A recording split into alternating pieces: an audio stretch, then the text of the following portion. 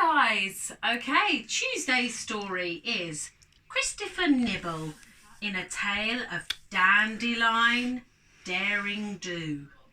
Okay, it's by Charlotte Middleton.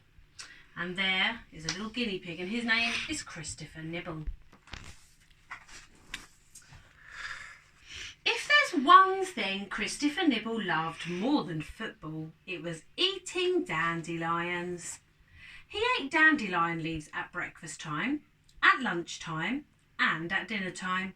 And if Christopher felt peckish in between meals, he ate more dandelion leaves.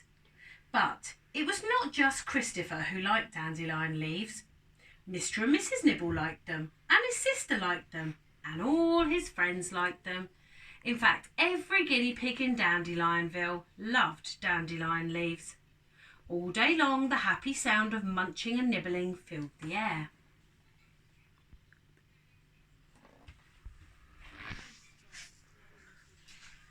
Until, that is, dandelion leaves began to run out.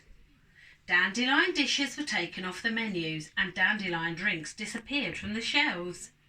The menu today says carrot and lettuce wrap on a bed of cabbage leaves and cabbage soup and cabbage and broccoli quiche. No dandelions at all. The last few dandelions could be bought on the internet for a huge amount of money. It says bid now, organic juicy dandelion leaf. It was probably for hundreds of pounds. Soon the worst thing imaginable happened. All over town, dandelions had been munched to nothing more than bitten down stalks, and the guinea pigs had to make do with chewy cabbage instead. I quite like chewy cabbage. I don't like dandelions. Just one dandelion was left, but nobody knew about it except Christopher Nibble. It happened to be growing right outside his bedroom window. It's the last one. Christopher's mouth watered at the sight of it, but he knew he mustn't eat it or let anyone else eat it, not if it was the last dandelion in town. It might have even been the last dandelion in the whole world. He thought hard and decided to go to the library. Who knows what's in a library? Does anybody else go to the library? Oh, you do.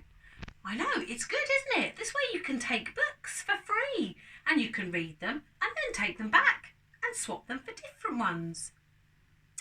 It says, quiet please. He borrowed a book called Everything You Need to Know About Dandelions and he read it very carefully. He found a little clonch to put on his dandelion to protect it. It was either made of plastic or glass, and you put it on the top and it protects it from the weather and from animals. Every day he watered it and picked off the bugs. Every day he was very good about not taking even the tiniest nibble while waiting and waiting. I wonder what he's waiting for. Until finally his dandelion had grown the most beautiful white head of seeds. That's what he was waiting for. I wonder what he's going to do with the seeds. Has anybody ever found one of these dandelions and held it up and gone and all the little seeds float away? Very gently Christopher picked it and carried it all the way up Daisy Chain Hill. And when he reached the top, he had enough puff to take a deep breath. Are you ready?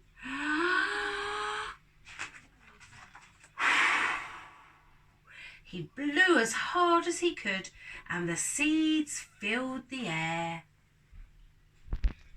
And they're floating off to find somewhere to land. They gently landed all over Dandyville, and at first nobody noticed. But soon the new plants started to sprout. 1, 2, 3, 4, 5, 6, 7, 8, 9, 10, 11. More and more kept coming up. And in no time at all Dandyville was filled with a happy sound of munching once more. As for Christopher, he still loves playing football. Nibble, nibble, munch, munch. But now there's something else he loves as much as eating dandelions. Christopher loves growing them. My rabbit and my guinea pig love munching on dandelion leaves. They're very tasty. And there are all the little guinea pigs with happy, full tummies. Well, I hope you enjoyed that story, and we'll see you tomorrow. Bye!